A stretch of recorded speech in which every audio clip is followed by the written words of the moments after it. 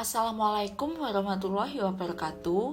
Perkenalkan, kami dari kelompok 5 yang beranggotakan Emeria Eunike Rapitawati, Hana Isabella, M. Wahyu Eko, Sonia Amelia, dan Tirza Putri Dianda.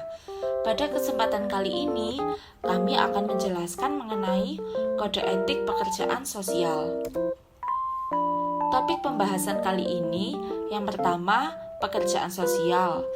Yang kedua, prinsip dasar kode etik, tujuan kode etik, fungsi kode etik, hal yang diatur dalam kode etik pekerjaan sosial, kemudian ada tanggung jawab etis pekerja sosial, attitude pekerja sosial, aplikasi kode etik, dan yang terakhir kesimpulan.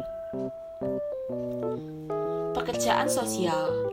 Pekerjaan sosial merupakan profesi yang berhubungan langsung dengan klien, rekan kerja, lembaga, dan masyarakat.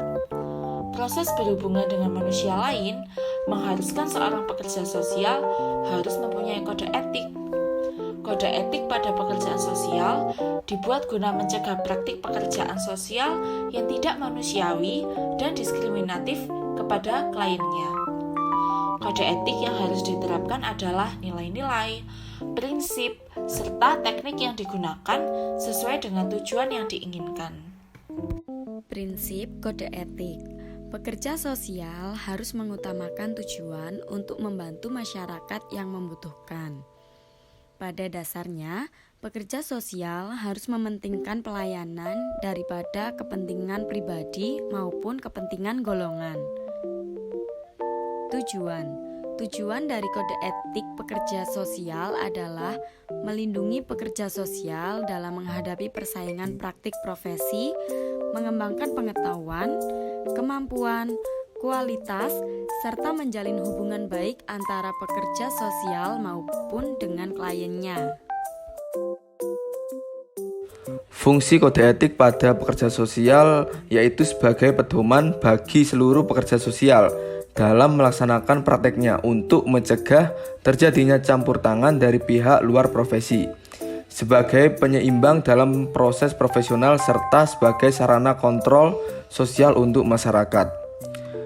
Kemudian hal-hal yang diatur dalam kode etik bagi pekerja sosial, yang pertama kompetensi atau keahlian, yang kedua hubungan kerja, yang ketiga tanggung jawab, yang keempat penerapan kode etik, dan yang kelima adalah pengawasan.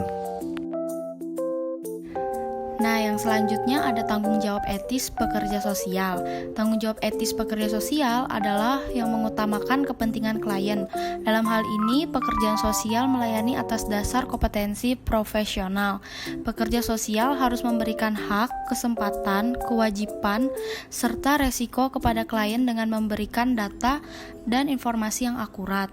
Selanjutnya itu ada attitude pekerjaan sosial. Attitude di dalam kerja harus dijunjung setinggi mungkin. Pekerja sosial juga harus memperhatikan attitude-nya dalam bekerja.